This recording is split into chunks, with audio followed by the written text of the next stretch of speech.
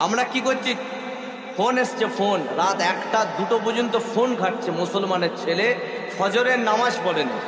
তা আমাদের মসজিদ মাদ্রাসা খানকার লেবে না তো ছেড়ে দেবে? মসজিদ আবাদ করতে পারছি? আর প্রথমেই তো বললাম নাফরমানি করবো আল্লাহ জালেম বাদশা দেবে, বুঝতে পেরেছেন? তো আমরা আবাদ করতে পারছি না। তো ফজরে মসজিদে যাবেন, মুরব্বীরাই থাকেন, কটা যুবক ছেলে থাকে, সেম অবস্থা যুবতী মহিলাদের অবস্থা হয়ে গেছে। ফোনেতে কথা বলছে, ফজরের নামাজে যুবতী মহিলারা ওঠেই না। মনে রাখবেন, যখন মুসলমানের হাতে যুবকরা কোরআন পড়তো, তসবিহ পড়তো, আল্লাহ দেশের দায়িত্ব মুসলমানের হাতে দিয়েছিল। जब तक हमारे नौजवान के हाथ में कुरान था, तस्बीह था, अल्लाह ने इसी मुसलमान को बादशाही अता फरमाया था।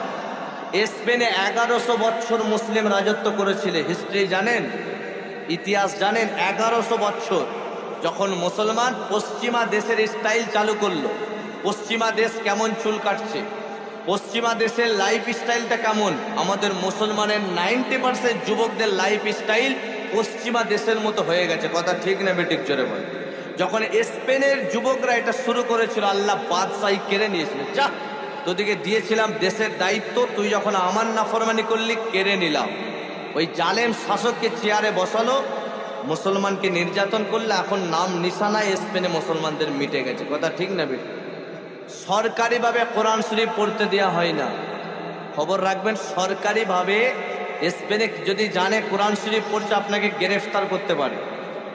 কিন্তু ছিল কি 1100 বছর কারা রাজ করেছিল? বলেন, কথা বলেন। আমরা কেন কাটলো? আমরা পশ্চিমা দেশের স্টাইলকে টেনে এনেছি।